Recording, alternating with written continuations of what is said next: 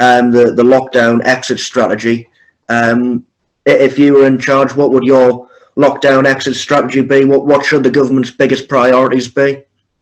Well, I'm not an epidemiologist, so I want to start the discussion with saying that I'm no scientist, but nor do I think is it necessary, by the way, for someone to be a scientist in order to be able to form a view on the subject. Again, I've been shot down a few times on the basis that I'm not a scientist, but that's not government's job. Government's job is to listen to all the different forms of science, and by no means is it unified on the subject, and then to make a balanced decision, taking a holistic view of the United Kingdom's best interests. And I've always been a bit suspect about lockdown, and I think that the government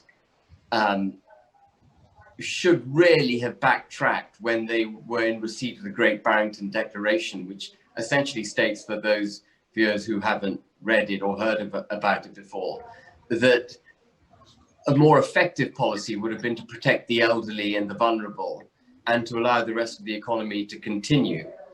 And Matt Hancock dismissed that out of hand. He said that it was more difficult to protect the vulnerable and the elderly than it was to lock the whole country down. And that just simply doesn't ring true with me. I don't see how you can't. It's a much bigger challenge to prohibit the entire country from trading than I think it is to prohibit the free movement of people who are effectively, without wishing to sound harsh, of a non-economically productive age. So they could stay at home. We could spend billions on keeping them at home and looking after them well, and have a fraction of the damage and cost that's taken place as a result of the lockdown. And just to validate the Great Barrington Declaration, it's not a bunch of cuckoo, swivel-eyed lunatics that have drafted it. They include some of the world's foremost epidemiologists, including Sunitra Gupta at Oxford University. I can't remember the names of the other two, but they're also first-class epidemiologists. I think one from Stanford and one from MIT. So, and signed up to by 4,000 medical experts and members of the academic establishment.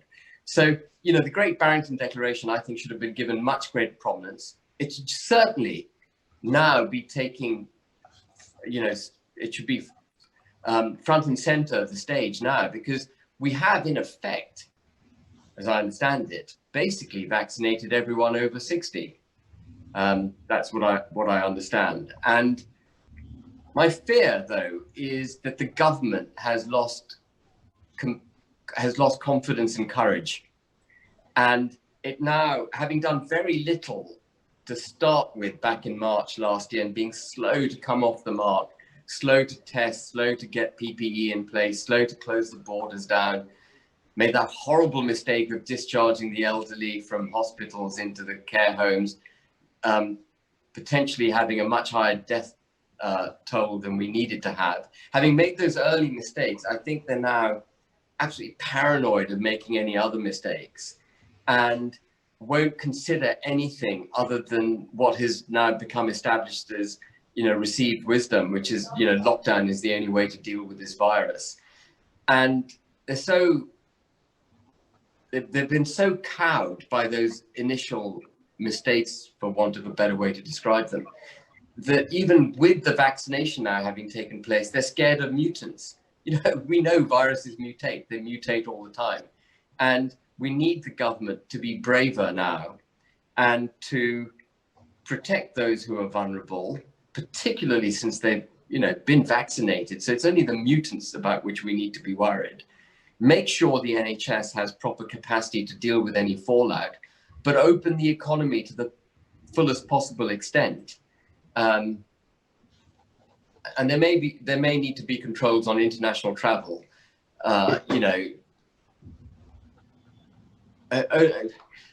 even those should be limited. The British economy turns on being an open economy.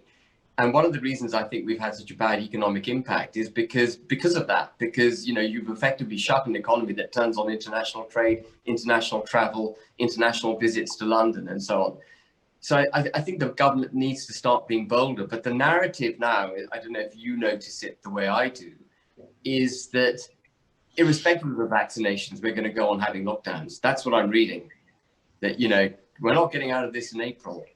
We're going to wait until every mutant has been addressed, or we've got, you know, all hats to the government, all hats off to the government. They've got 407 million purchases of vaccine under their belt, which is superb.